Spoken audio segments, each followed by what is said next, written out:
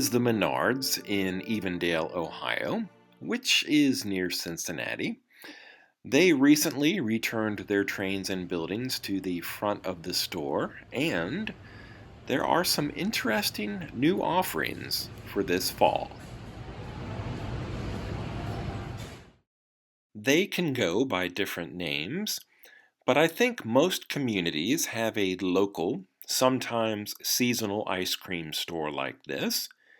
Liam's Frozen Custard not only has impressive exterior lighting, but a fully detailed and illuminated interior as well. For $53.39 after Menards' 11% mail-in rebate, you get pretty much value here for your money. There are several figures, a 1/48 scale die-cast truck, the lighting, and all of the details inside and out make this a pretty good deal.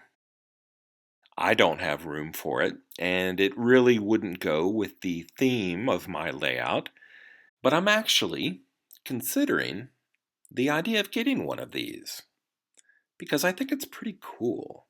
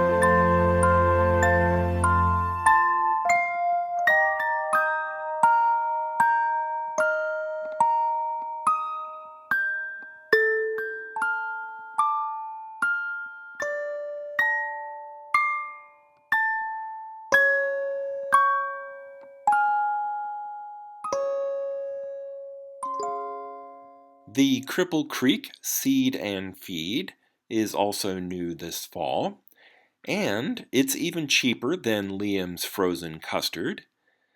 In fact, the more I look at this, the more I think that the custard stand may be one of the biggest O-scale bargains at Menards.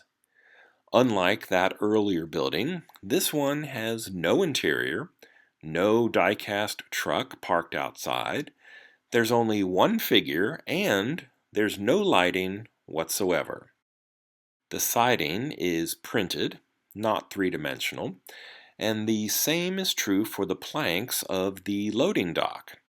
I think that the barrels and a few other detail pieces outside the shed may be plastic, but from what I can tell, the building itself, the Cripple Creek Seed and Feed, seems to be made of some kind of thicker printed cardboard.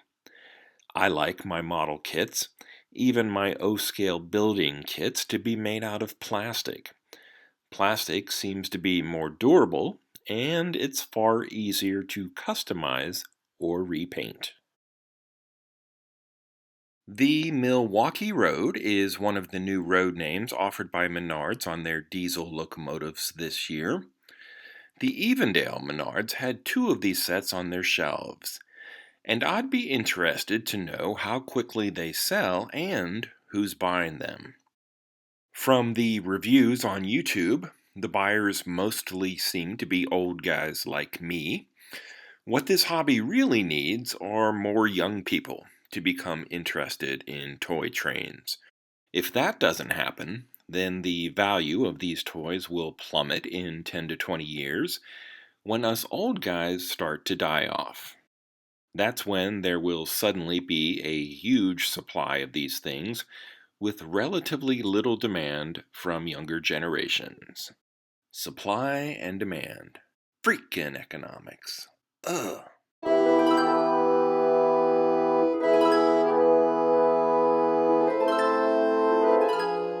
For now, at least, it's good to see train sets back in stores. This is just like the Milwaukee Road set, but decorated for Chicago and Northwestern. The freight cars are different too, but otherwise, it's identical to the earlier set. $250 is a lot of money for most people, and if this is someone's first experience with model trains, then I really hope that what's inside this box is reliable and easy to set up. Again, I'm thinking about the long-term health of the toy train hobby.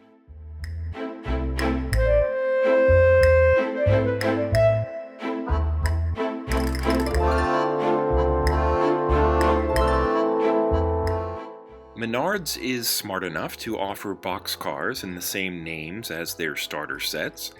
Each is uniquely numbered, and a matching caboose is also offered. The two stores near me didn't have any on the shelves, but I know they're still available online.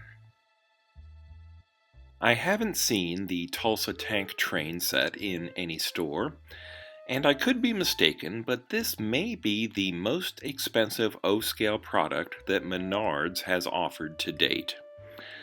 I'm still not a fan of the chrome trucks and frame, but the shells are decorated nicely. I think Menards graphics and paint continue to improve, especially if you remember the early beta units of this locomotive in silver instead of black. Those had some problems. On a side note, just out of curiosity, I clicked over to the Trainscom website and found this brand new Union Pacific diesel from Menards. It's out of stock at the Menards site, but the price was still a bit of a shock. $222.74 for one powered diesel with a remote. However, for just 25 cents less, you could buy the same thing and also get a dummy unit directly from Menards right now. But it gets even weirder.